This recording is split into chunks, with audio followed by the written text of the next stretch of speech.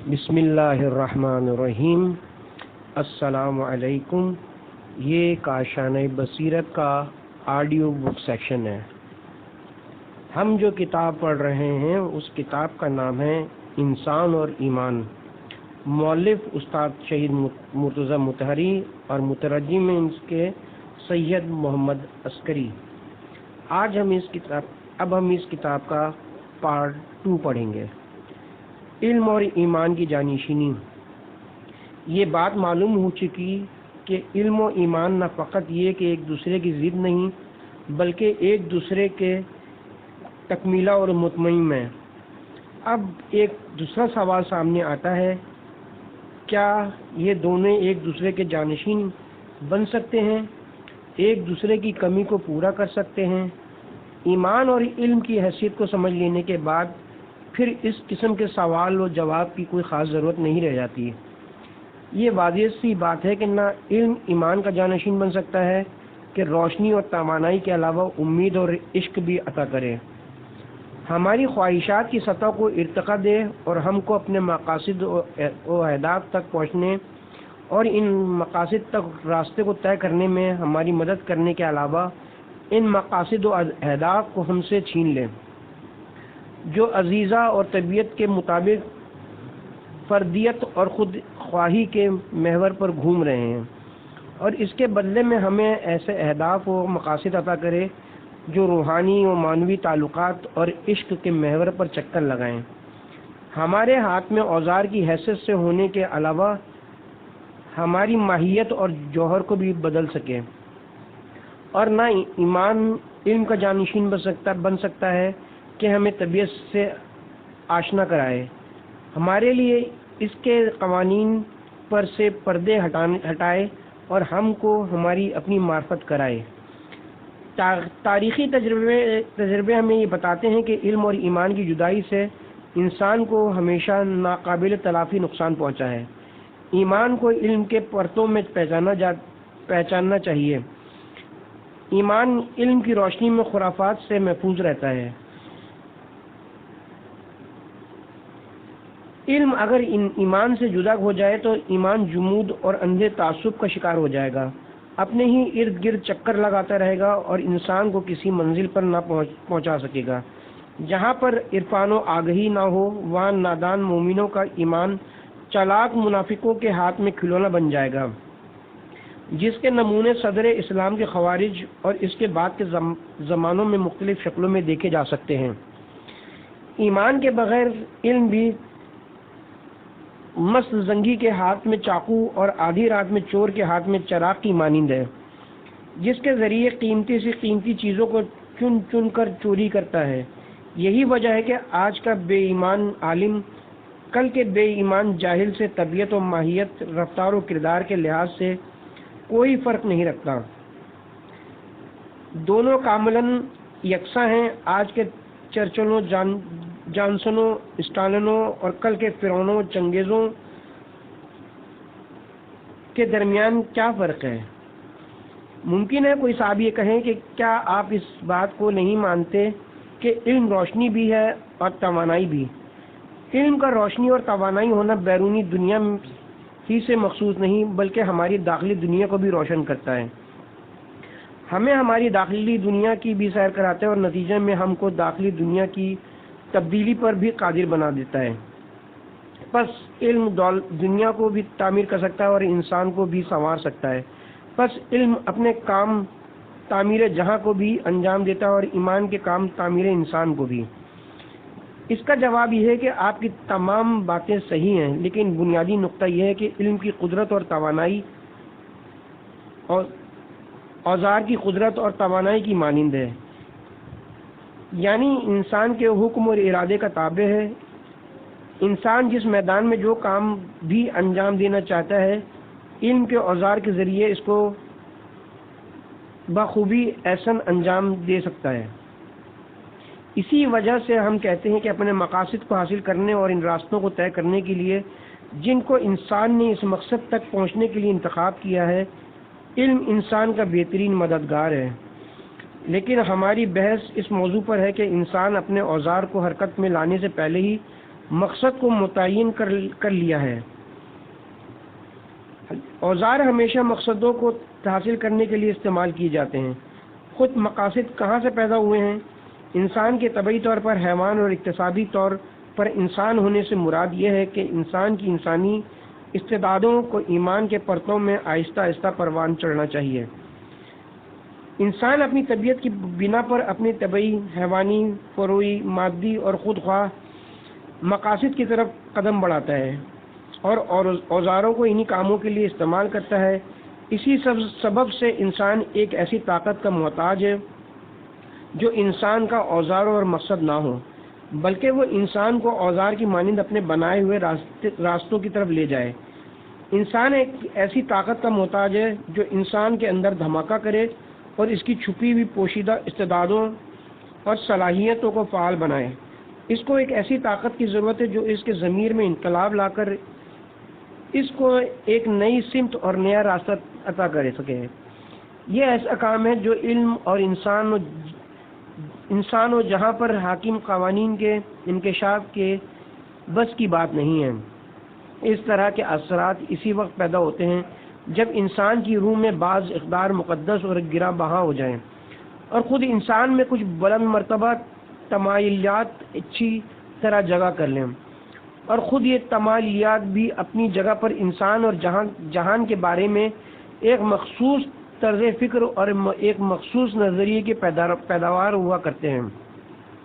پھر یہ مخصوص طرز فکر اور نظریہ کوئی ایسی چیز نہیں ہے جسے کتب خانوں میں ڈھونڈا جا سکے یا قیاس و استدلال کے ذریعے اس کے مفاہیم کا ادراک ممکن ہو، بلکہ یہ وہی چیز ہے جس کے بارے میں ہم آئندہ صفحات میں گفتگو کرتے ہوئے اس بات کی وضاحت کریں گے کہ یہ علم کی قلم رو سے باہر نہیں ہے۔ ماضی اور حال کی تاریخ نے ہمیں یہ سبق دیا ہے کہ علم اور ایمان کے ایک دوسرے سے جدا ہو جانے کے کیا نتائج نکلتے ہیں۔ جس جگہ ایمان تھا مگر علم نہ تھا، لوگوں کی انسان دوستانہ کوششیں ایسے کاموں میں صرف ہوئی ہیں جن کا کوئی خاص نتیجہ نہ نکلا، بلکہ بعض اوقات تو اس سے کوئی اچھا نتیجہ نکلا ہی نہیں، اور کبھی کبھی تو یہی کوششیں جمود و خمود، تعصب اور نقصان دہ کشمکشوں کا سرچشمہ بن گئی ہیں۔ چنانچہ انسان کے ماضی کی تاریخ ایسے واقعات سے بھری ہوئی ہے، اور جہاں علم تھا لیکن ایمان کی جگہ خالی تھی، جیسا کہ دور حاضر کے بعض معاشروں میں نمایاں ہے کہ وہاں تمام علمی طاقت خود خواہی، خود پرستی، افراد طلبی، ریاست طلبی، مکاری، دھوکہ بازی، نیز لوگوں کا استحصال کرنے اور انہیں غلامی کی زنجیروں میں جکڑنے کی موزوں کوششوں میں صرف کی جاتی رہی۔ گزشتہ 2-3 صدیوں کو علم کی پوجا اور ایمان سے نفرت کا دور کہا جا سکتا ہے، کیونکہ اس دور میں بہت سے دانشور اس بات کے معتقد ہو گئے کہ انسان کی ان تمام مشکلوں اور اس کی الجھی ہوئی گتھیوں کو علم کی انگلیوں کے ذریعے سلجھایا جا سکتا ہے۔ لیکن تجربے نے اس بات کو غلط ثابت کر دیا۔ اس دور میں کوئی ایسا مفکر نہیں ملے گا جو اس بات سے انکار کرتا ہو کہ انسان کے لیے ایک قسم کے ایمان کی ضرورت ہے، چاہے وہ ایمان بے دینی ہی کیوں نہ ہو، لیکن بہرحال ایک ایسی چیز ہے جو علم کے ماورا ہے۔ برٹرینڈ رسل مادی رجحانات کے حامل ہونے کے باوجود اس بات کا اعتراف کرتا ہے کہ جس کام کا مقصد صرف آمدنی ہو، اس سے کوئی مفید نتیجہ ہاتھ نہ آئے گا۔ مفید نتیجہ حاصل کرنے کے لیے ایک ایسا کام اپنانے کی ضرورت ہے جس میں کسی شخص، کسی مقصد، کسی مرام اور کسی غائب پر ایمان موجود ہو۔ جس کام کا مقصد صرف آمدنی ہو، اس سے کوئی مفید نتیجہ ہاتھ نہ آئے گا۔ مفید نتیجہ حاصل کرنے کے لیے ایک ایسا کام اپنانی ضرورت ہے جس میں کسی شخص، کسی مقصد، کسی مرام اور کسی غائب پر ایمان موجود ہو۔ آج مادہ پرست افراد بھی دعویٰ کرنے کے لیے مجبور ہیں کہ ہم فلسفی اعتبار سے مادہ پرست اور اخلاقی لحاظ سے آئیڈیلسٹ ہیں، یعنی نظری لحاظ سے مادی ہیں لیکن عملی اعتبار سے امانی اور معنوی روحانی ہیں۔ لیکن سوال یہ ہے کہ یہ کس طرح ممکن ہے کہ انسان نظریے کے اعتبار سے مادی ہو لیکن عملاً مانوی ہو، اور یہ ایک ایسا مشکل سوال ہے جس کا جواب خود مادہ پرستوں کو دینا چاہیے۔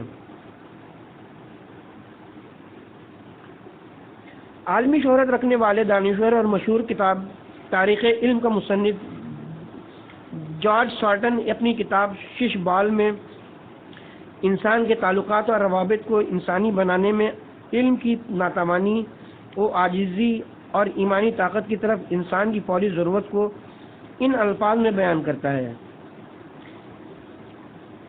علم نے بعض میدانوں میں بہت ہی عظیم اور تعجب خیز ترقیاں کی ہیں، لیکن دوسرے میدانوں میں مثلاً قومی یا بین الاقوامی سیاست، جن کا تعلق انسان کے باہمی روابط و تعلقات سے ہے، آج بھی ہم کو دھوکہ دے رہے ہیں۔ جارج سارٹن نے اعتراف کرتا ہے کہ انسان جس ایمان کا محتاج ہے وہ دینی اور مذہبی ایمان ہے۔ وہ انسان کے لیے ہنر، دین اور علم کے مثلث کو ان الفاظ میں بیان کرتا ہے۔ ہنر انسان کو آشکار کرتا ہے اور یہی چیز زندگی کی خوشیوں کا سبب بنتی ہے۔ دین محبت پیدا کرتا ہے اور زندگی کی موسیقی ہے۔ علم حق و صداقت و عقل سے سروکار رکھتا ہے اور انسانوں کی ہوشیاری کا سبب بنتا ہے۔ ہمیں ان تینوں کی ضرورت ہے، ہنر کی بھی، دین کی بھی اور علم کی بھی۔ علم بطور مفلک زندگی کے لیے ضروری ہے، لیکن تنہا علم کافی نہیں ہے۔ شش بال صفحہ نمبر 305۔ مذہبی ایمان۔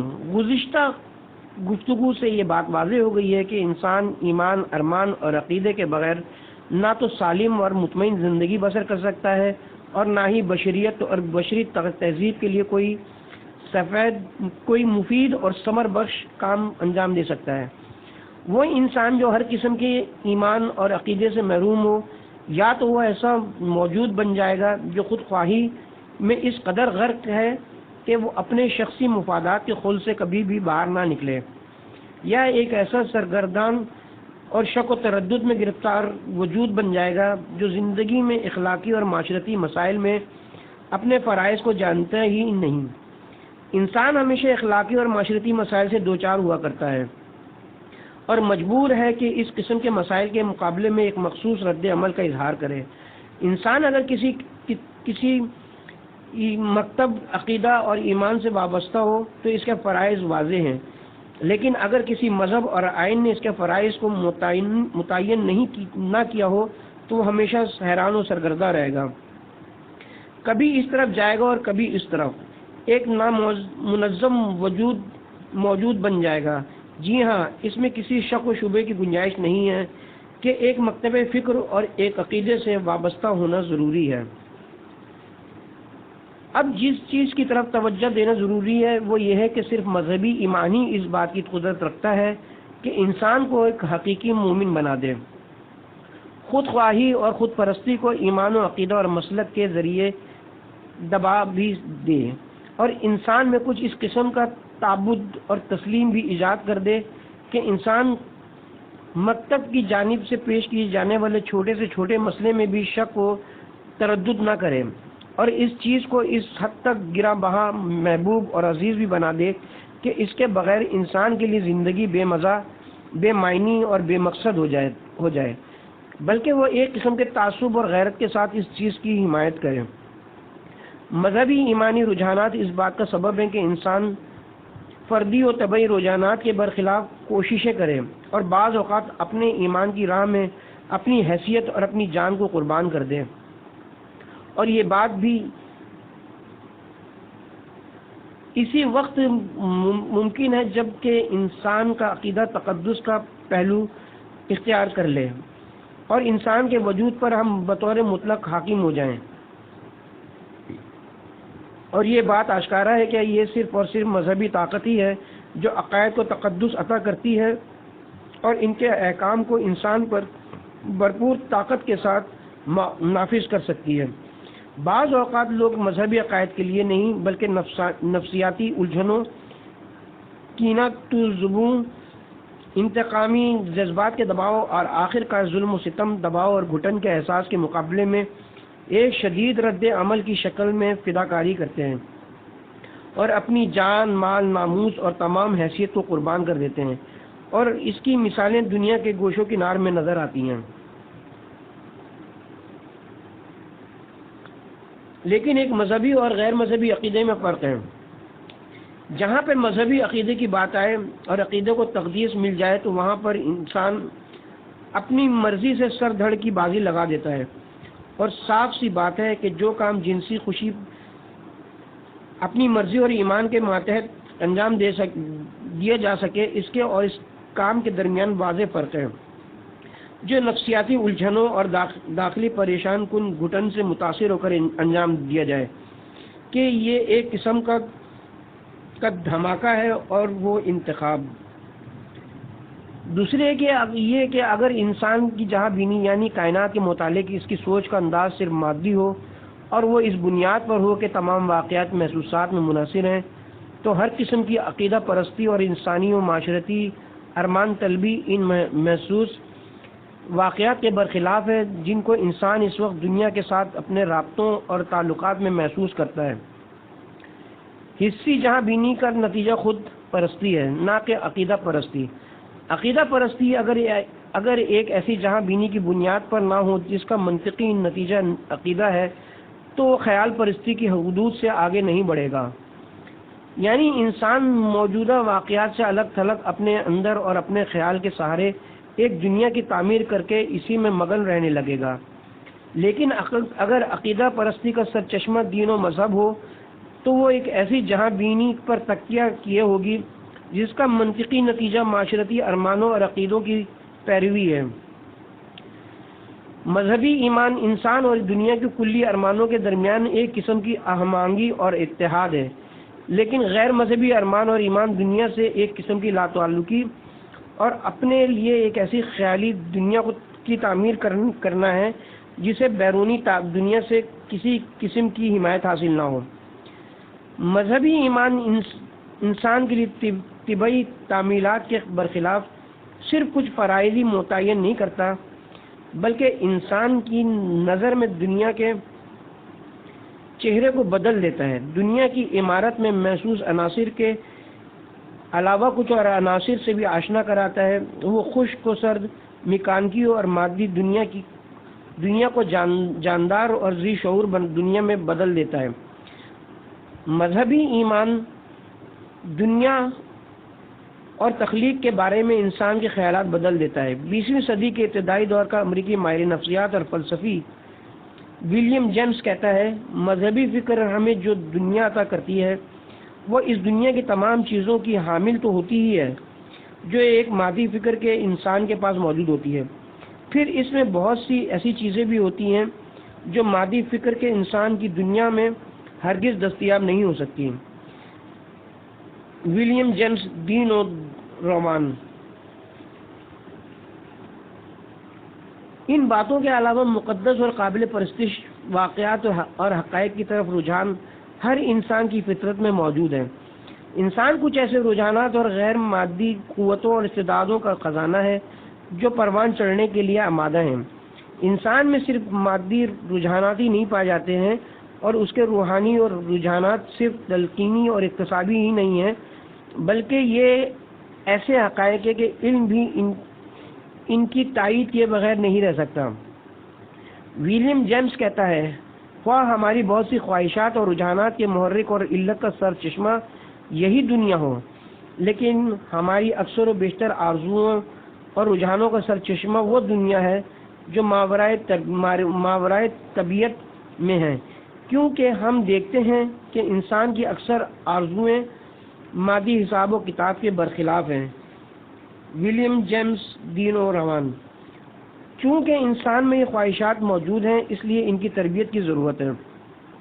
اگر ان کی صحیح تربیت نہ کی جائے اور ان سے صحیح فائدہ نہ اٹھایا جائے تو وہ برے اور انحرافی راستوں پر لگ کر انسان کو اس قدر نقصان پہنچائیں گی جس کا تصور بھی محال ہے، جیسا کہ بت پرستی، انسان پرستی، طبیعت پرستی اور ہزاروں قسم کی دوسری پوجائیں ہیں۔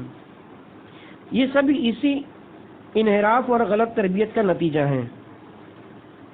ایرک فروم کہتا ہے، کوئی شخص ایسا نہیں جو کسی دین کا محتاج نہ ہو، اور سمت معین کرنے کے لیے کچھ حدود اور اپنی وابستگی اور لگاؤ کے لیے کوئی موضوع نہ چاہتا ہو۔ ممکن ہے کہ وہ خود اپنے ان مجموعی عقائد سے آگاہ نہ ہو جو دین کے عنوان سے ہیں اور لا دینی عقائد سے ممتاز ہیں، اور ممکن ہے کہ اس کے برعکس وہ سوچتا ہو کہ وہ کسی دین کو نہیں مانتا، چنانچہ وہ اقتدار، دولت اور کامیابی جیسے بظاہر لا دینی مقاصد کے ساتھ اپنے لگاؤ کو صرف عملی معاملات یا مصلحت کے مطابق امور سے اپنی دلچسپی پر محمول کرتا ہے۔ لیکن دراصل یہ مسئلہ تو سرے سے ہے ہی نہیں کہ انسان کسی دین کو مانتا ہے یا نہیں، بلکہ بحث یہ ہے انسان کسی دین کو تسلیم کرتا ہے۔ اس ماہر نفسیات کا مقصد یہ ہے کہ انسان تقدس اور عبادت کے بغیر زندہ نہیں رہ سکتا۔ بالفرض اگر وہ خدائے واحد کو نہ مانے اور اس کی عبادت نہ کرے تو وہ یقیناً کسی اور چیز کو حقیقت برتر کے عنوان سے تسلیم کر کے اس کو اپنے ایمان و عبادت و پوجا کا موضوع بنا لے گا۔ پس چونکہ انسان کے لیے کسی عقیدہ، ارمان اور ایمان کی ضرورت ہے، اور ایک طرف سے صرف مذہبی ایمانی ایسا ایمان ہے جو انسان کو واقعی طور پر اپنے زیر اثر رکھ سکتا ہے، اور دوسری طرف سے اپنی فطرت کی پکار سے مجبور ہو کر کسی ایسی چیز کی جستجو میں ہے جس کو تقدس اور احترام کی نگاہوں سے دیکھے اور اس کی پوجا کرے۔ لہذا نجات کا صرف یہی ایک راستہ ہے کہ ہم اپنے مذہبی ایمان کو مستحکم بنائیں۔ قرآن حکیم سب سے پہلی کتاب ہے جس نے اولاً پوری صراحت کے ساتھ اس بات کا دعویٰ کیا ہے کہ مذہبی ایمان نظام تخلیق کے ساتھ ایک طرح کی یگانگت و اتحاد رکھتا ہے۔ سورہ آل عمران آیت نمبر 83۔ کیا خدا کے دین کے علاوہ کسی دوسری چیز کی جستجو کرتے ہیں، حالانکہ زمین و آسمان کے تمام باشندے اس کے حکم کے آگے سر تسلیم خم کیے ہوئے ہیں؟ اور ثانیاً مذہبی ایمان کو انسانوں کی فطرت کا جز بتاتا ہے۔ سورہ روم آیت نمبر 30۔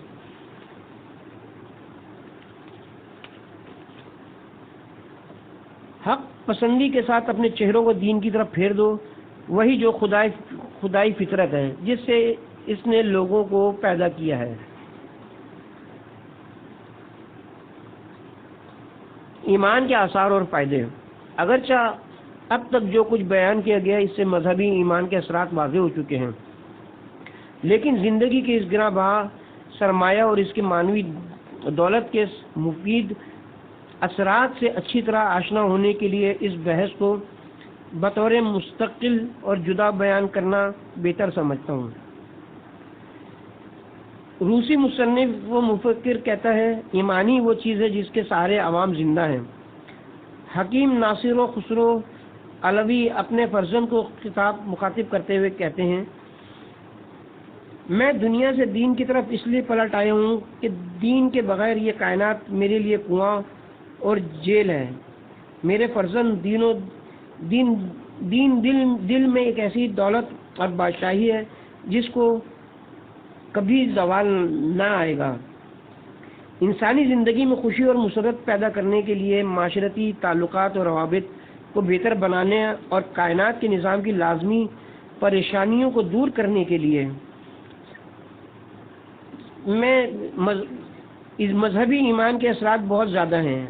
آئندہ صفحات میں ہم ان تینوں شعبوں میں مذہبی ایمان کے اثرات کا جائزہ لیں گے۔ الف، خوشی اور مسرت۔ انسان زندگی میں خوشی اور مسرت پیدا کرنے کے سلسلے میں مذہبی ایمان کا پہلا اثر حسن ظن ہے۔ دنیا اور تخلیق کائنات کے بارے میں حسن ظن مذہبی ایمان دنیا کے بارے میں انسان کے نظریے کو ایک مخصوص روپ دیتا ہے، کیونکہ وہ خلقت کو بامقصد بناتا ہے اور اس کے مقصد کو خیر، ارتقاء اور سعادت بیان کرتا ہے۔ لہذا فطری طور پر انسان کو کائنات کے کلی نظام اور اس پر حاکم قوانین کے سلسلے میں پر امید اور خوش بین بنا دیتا ہے۔ اس وجودی ملک میں رہنے والے با ایمان شخص کی حالت اس شخص کی مانند ہے جو کسی ایسے ملک میں رہتا ہو جس کے انتظامات اور قوانین کو وہ صحیح اور منصفانہ بھی سمجھتا ہو، اور وہ اس ملک کے اصلی کی حسن نیت پر ایمان بھی رکھتا ہو، اس لیے وہ فطری طور پر یہاں اپنے اور دوسرے تمام لوگوں کی ترقی اور ارتقاء کے لیے زمین کا ہموار سمجھتا ہوگا۔ اس کے عقیدے کے مطابق صرف ایک چیز ہے جو ممکن ہے پسماندگی کا سبب بن جائے، اور وہ خود اس کی اور اس جیسے دوسرے انسانوں کی کاہلی اور ناتجربہ کاری ہے جو مکلف اور ذمہ دار ہیں۔ ایک ایسا شخص اپنی نظریں خود ہی اپنی پسماندگی کا ذمہ دار ہوتا ہے، نہ کہ ملک کی انتظامیہ، اور ملک میں جو بھی عیب پایا جاتا ہے اس کا سبب یہ ہے کہ اس نے اور اس جیسے لوگوں نے اپنے فرائض اور اپنی ذمہ داری کو پورا نہیں کیا ہے۔ چنانچہ یہ فکر فطری طور پر اس کو غیرت دلاتی ہے اور اس نے زن اور امیدواری کے سائے میں اس کو متحرک اور فعال بنا دیتی ہے۔ لیکن وجود کی مملکت میں ایک کافر شخص اس شخص کے مانند ہے جو ایک ایسے ملک میں رہتا ہو جہاں کی انتظامیہ، اداروں اور قوانین کو وہ فاسد اور غیر منصفانہ سمجھتا ہو، لیکن وہ اس کو تسلیم کرنے کے لیے مجبور بھی ہو۔ ایسے شخص کا دل ہمیشہ کینہ اور نفرت سے بھرا رہتا ہے، وہ کبھی بھی اپنی اصلاح کے بارے میں نہیں سوچتا، بلکہ اس کی سوچ تو یہ ہوتی ہے کہ زمین و آسمان نامنظم ہے، پوری دنیا ظلم و جور اور بدکاری سے بھری ہوئی ہے، مجھ جیسے ایک چھوٹے سے ذرے کے سدھر جانے سے کیا فائدہ ہوگا۔ ایسا شخص کبھی بھی اس دنیا سے لطف اندوز نہیں ہو سکتا۔ دنیا اس کے لیے ہمیشہ ایک ہولناک اور محب جیل کی مانند ہوتی ہے۔ یہی وجہ ہے کہ قرآن کریم ارشاد فرماتا ہے، جو شخص میری یاد سے غافل اور روگردانی کرے گا اس کی زندگی تنگ ہو جائے گی۔ سورہ طٰہٰ 124۔ جی ہاں، یہ ایمانی ہے جو ہماری زندگی کو خود ہمارے ہی وجود میں وسعت دیتا ہے اور اس سلسلے میں نفسیاتی دباؤ اور الجھنوں کو ختم کر دیتا ہے۔ خوشی و مسرت کی ایجاد کے لحاظ سے مذہبی ایمان کا دوسرا اثر روشن دلی ہے۔ انسان جب مذہبی ایمان کی بنیاد پر دنیا کو حق و حقیقت کے نور سے روشن دیکھتا ہے تو یہ روشن بینی اس کی روح کی فضا کو بھی پرنور بنا دیتی ہے اور اس چراغ کی مانند ہو جاتی ہے جو وجود کی گہرائیوں میں روشن ہو۔ اس کے برخلاف جو شخص ایمان کی دولت سے محروم ہو، اس کی نظر میں دنیا بے مقصد، تاریخ نیز فکر و ادراک و روشنی سے خالی ہوتی ہے، اور یہی وجہ ہے کہ اس تاریک خانے میں جس کو خود اس نے فرض کیا ہے اس کے دل کا کاشانہ بھی اندھیرا اور تاریک رہتا ہے۔ خوشی اور مسرت کی ایجاد کے لحاظ سے مذہبی ایمان کا تیسرا اثر یہ ہے کہ انسان کو یہ امید دلاتا ہے کہ اچھی ممدد اور کوشش کا نتیجہ اچھا ہوا کرتا ہے۔ مادی منطق کے نقطہ نظر سے دنیا کو ان لوگوں سے کوئی دلچسپی نہیں ہے جو حق یا باطل، عدل یا ظلم، اچھائی یا برائی کے لیے کوشش کرتے ہیں۔ ان کی نظر میں ان دونوں کے درمیان کوئی فرق نہیں ہے، کیونکہ محنت کا نتیجہ صرف محنت اور کوشش کی مقدار سے وابستہ ہے اور بس۔ لیکن ایک مومن شخص کے نزدیک دنیا ان دو گروہوں کی محنتوں اور کوششوں کو ایک نظر سے نہیں دیکھتی۔ ان دو قسم کی محنتوں اور کوششوں کے مقابلے میں دنیا کا رد عمل یکساں نہیں ہے، بلکہ نظام خلقت ان لوگوں کی حمایت کرتا ہے جو حق و حقیقت، اچھائی اور عدالت اور خیر خواہی کے لیے کوشش کرتے ہیں۔ اگر تم خدا کی مدد کرو گے تو حق کی راہ میں قدم بڑھاؤ گے تو خدا تمہاری مدد کرے گا۔ سورہ محمد آیت نمبر 7۔ نیک کام کرنے والوں کا اجر کبھی ضائع نہیں ہوگا۔ سورہ توبہ آیت نمبر 120، سورہ ہود آیت نمبر 115، سورہ یوسف آیت نمبر 9۔ خوشی و مسرت کے نقطہ نظر سے مذہبی ایمان کا چوتھا اثر سکون قلب ہے۔ انسان فطری طور پر اپنی سعادت اور خوش نصیبی کی تلاش میں ہے۔ سعادت اور خوش نصیبی کو حاصل کرنے کے تصور سے ہی خوشی و مسرت میں غرق ہو جاتا ہے، اور بد نصیبی کے بھیانک مستقبل کو سوچ کر ہی اس کا بدن لرزنے لگتا ہے اور سخت تشویش اور اضطراب میں مبتلا ہو جاتا ہے۔ نیز دو چیزیں انسان کی سعادت اور خوش نصیبی کا سبب بنتی ہیں۔ نمبر 1، کوشش، نمبر 2 ماحول کے حالات سے اطمینان۔ ایک طالب علم کی کامیابی 2 چیزوں کا نتیجہ ہے، ایک خود اس کی محنت اور کوشش، دوسرے اسکول کے ماحول کی آمادگی اور سازگاری، اور پڑھائی کے سلسلے میں اسکول کے منتظمین کی تشویق۔ ایک محنتی طالب علم اگر اس ماحول میں جس میں وہ پڑھ رہا ہے اور اس ماسٹر پر جو اس کو سالانہ امتحان میں نمبر دیتا ہے اعتماد نہ رکھتا ہو اور ان کے سلوک کو ایک غیر منصفانہ سلوک سمجھتا ہو تو وہ ہمیشہ مضطرب اور پریشانی رہے گا اور کچھ نہ سیکھ سکے گا۔ اپنے سلسلے میں انسان جو کچھ انجام دیتا ہے وہ اسے معلوم ہوتا ہے، اس لیے اس سلسلے میں اس کو کسی قسم کی تشویش لاحق نہیں ہوتی، کیونکہ اضطراب اور تشویش شک و تردید کی وجہ سے پیدا ہوتی ہے۔ جس چیز کا تعلق خود اپنی ذات سے ہے انسان اس کے بارے میں شک و تردد نہیں کرتا۔ یہ دنیا ہے جو انسان کو اضطراب اور تشویق میں مبتلا کر دیتی ہے، کیونکہ اسے نہیں معلوم ہوتا کہ اس سلسلے میں اس کا فریضہ کیا ہے، کیا اچھا کام مفید ہے، کیا صداقت و امانت فضول چیز ہے، کیا تمام کوششوں، محنتوں اور فرائض کی انجام دہی کا نتیجہ محرومیت ہے۔ ان سوالوں کے جواب کا وقت ہی وہ وقت ہوتا ہے جب اضطراب اور تشویش انتہائی بھیانک روپ میں سامنے آ جاتی ہیں۔ چونکہ مذہبی ایمان انسان کو جو کہ اس معاملے کی ایک فرد ہے دنیا کے بارے میں جو کہ اس معاملے کی دوسری فرد ہے اعتماد اور اطمینان دلاتا ہے، لہذا انسان کے سلسلے میں دنیا کے سلوک کے بارے میں اضطراب و تشویق کو ختم کر کے اس کو سکون قلب عطا کرتا ہے۔ یہی وجہ ہے کہ ہم کہتے ہیں کہ مذہبی ایمان کا ایک اثر سکون قلب بھی ہے۔ خوشی و مسرت پیدا ہونے کے نقطۂ نظر سے مذہبی ایمان کا ایک دوسرا اثر یہ ہے کہ وہ انسان کو کچھ ایسی لذتوں سے بہرہ مند کر دیتا ہے جس کو روحانی لذتوں کے نام سے یاد کیا جاتا ہے، کیونکہ انسان 2 طرح کی لذتوں سے بہرہ مند ہوتا ہے۔ لذتوں کی ایک قسم وہ ہے جو انسان کی کسی ایک جس سے تعلق رکھتی ہے کہ یہ اس وقت حاصل ہوتی ہے جب کسی بیرونی مادے سے کسی عضو کا رابطہ برقرار ہو جائے، جیسے وہ لذت جو آنکھ کو دیکھنے، کان کو سننے، زبان کو چکھنے اور ہاتھ وغیرہ کو چھونے کے ذریعے حاصل ہوتی ہے۔ اور لذتوں کی دوسری قسم وہ لذتیں ہیں جو انسان کی روح اور ضمیر کی گہرائیوں سے تعلق رکھتی ہیں، اور وہ کسی خاص عضو سے متعلق نہیں ہیں اور نہ ہی کسی بیرونی مادے سے رابطہ برقرار ہونے کی وجہ سے حاصل ہوتی ہے، جیسے وہ لذت جو انسان کو احسان و خدمت یا محبوبیت و احترام، اپنی کامیابی یا اپنی اولاد کی کامیابی سے حاصل ہوتی ہے، کہ نہ تو اس کا کسی خاص عضو سے تعلق ہے اور نہ کسی بیرونی مادی چیز کے براہ راست ماتحت ہے۔ روحانی لذتیں مادی لذتوں سے زیادہ طاقتور بھی ہیں اور زیادہ دیرپا بھی ہیں۔ حق پرست عارفوں کو خدا باند عالم کی عبادت سے اسی قسم کی لذت ملتی ہے۔ وہ عارف، وہ عبادت گزار جو حضور قلب، خلوص نیت، خضوع و خشوع اور اشتراک کے عالم میں خود عبادت کرتے ہیں، وہ سب سے زیادہ عبادت ہی سے لطف اندوز ہوتے ہیں۔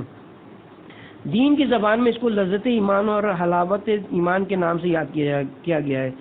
ایمان میں ایک ایسی مٹھاس اور حلاوت پائی جاتی ہے جو تمام حلاوتوں سے بہتر ہے۔ مانوی لذتیں اور اس وقت دگنی ہو جاتی ہیں جب کسب علم، انسان خدمت اور کامیابی جیسے امور کا سرچشمہ دینی احساسات ہوں اور انہیں اللہ کے لیے انجام دیا جائے اور یہ عبادت کی قلمرو میں داخل ہو جائیں۔ معاشرتی رابطوں کو بہتر بنانے میں ایمان کا کردار۔ انسان بعض دوسرے جانداروں کی طرح معاشرت پسند پیدا کیا گیا ہے۔ فرد کے اکیلے ہی اپنی ضروریات پوری کرنے کی توانائی نہیں رکھتا، اس کے لیے ضروری ہے کہ زندگی ایک کمپنی کا روپ اختیار کر لے، ہر شخص فرائض اور فائدے میں شریک ہو اور لوگوں کے درمیان ایک طرح کی تقسیم کار ہو جائے۔ لیکن انسان اور شہد کی مکھی جیسے دوسرے سماجی جانداروں کے درمیان فرق یہ ہے کہ ان جانداروں میں کام اور فرائض کی تقسیم عزیزہ اور طبیعت کے احکام کے ماتحت ہے اور ہر قسم کی مخالفت کا حق ان سے چھین لیا گیا ہے۔ لیکن اس کے برخلاف انسان ایک آزاد اور خود مختار موجود ہے۔ اس کو اپنے کام کو آزادی کے ساتھ اور وظیفہ و فریضہ سمجھ کر انجام دینا چاہیے، اور بالفاظ دیگر دوسرے جانداروں کی ضروریات سماجی ہیں اور معاشرتی عزائز بھی جبری طریقے سے ان پر حاکم ہیں، لیکن انسان کی ضروریات بھی اگرچہ سماجی ہیں مگر اس پر اس قسم کے عزائز کی حکمرانی نہیں۔ انسان کے معاشرتی عزائز کچھ خواہشات اور مانگ کی شکل میں انسان کے باطن میں موجود ہیں، جن کو تعلیم و تربیت کے سائے میں پروان چڑھانے کی ضرورت ہے۔ صحیح و سالم معاشرتی زندگی یہ ہے کہ فرد ایک دوسرے کے حقوق اور قوانین کا احترام کریں، عدل کو ایک مقدس چیز سمجھیں، ایک دوسرے کے ساتھ محبت کریں، اور ہر شخص دوسروں کے لیے اس چیز کو پسند کرے جو خود اپنے لیے پسند کرتا ہے، اور جو چیز اپنے لیے بری سمجھتا ہے اس کو دوسروں کے لیے بھی برا سمجھے۔ لوگ آپس میں ایک دوسرے پر اعتماد اور اطمینان رکھتے ہیں، ان کی روحانی اور نفسیاتی کیفیات ان کے متقابل اعتماد کی ضامن ہوں۔ ہر شخص خود کو اپنے معاشرے کی ذمہ دار فرد سمجھتا ہے، مخفی سے مخفی جگہ پر ان کے تقوی اور پرہیزگاری کا وہی عالم ہو جیسا کہ بھرے مجمع میں ہوتا ہے۔ کسی لالچ کے بغیر ایک دوسرے کے ساتھ اچھا سلوک کریں، ظلم و ستم کے مقابلے میں اٹھ کھڑے ہوں، ظالم و ستمگر اور فاسد عناصر کو ظلم و ستم اور فساد کرنے کی مہلت نہ دیں، اخلاقی اقدار کا احترام کریں، آپس میں ایک ہی جسم کے اعضاء کی طرح سے متحد اور متفق ہوں۔ تقوی اور پرہیزگاری وہ قوت ہے جو حق کو محترم، عدالت کو مقدس، دلوں کو آپس میں مہربان اور لوگوں کے درمیان متقابل اعتماد برقرار کرنے کے سلسلے میں اہم کردار ادا کرتی ہے۔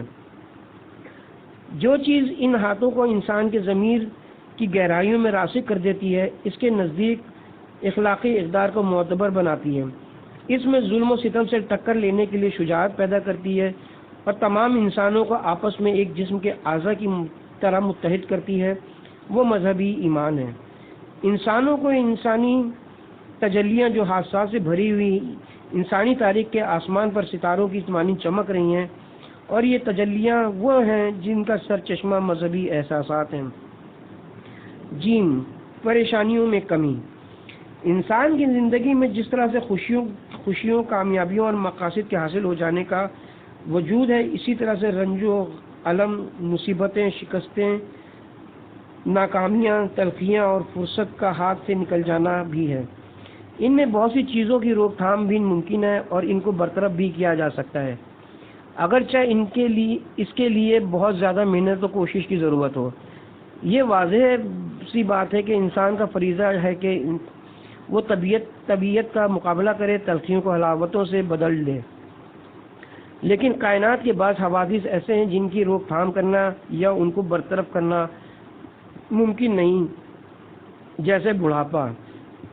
انسان خواہ بڑھاپے کی جانب بڑھتا جاتا ہے، اس کی زندگی کا چراغ گل ہونے کے قریب آ جاتا ہے۔ بڑھاپے کی کمزوری و ناتوانی اور اس کے تمام عارضے زندگی کے چہرے کو افسردہ بنا دیتے ہیں، اور اس کی موت و فنا، اس کی کائنات سے آنکھ بند ہو جانے، اس دنیا سے چلے جانے اور اس کو دوسرے کے حوالے کر دینے کی فکر انسان کو دکھ پہنچاتی ہے۔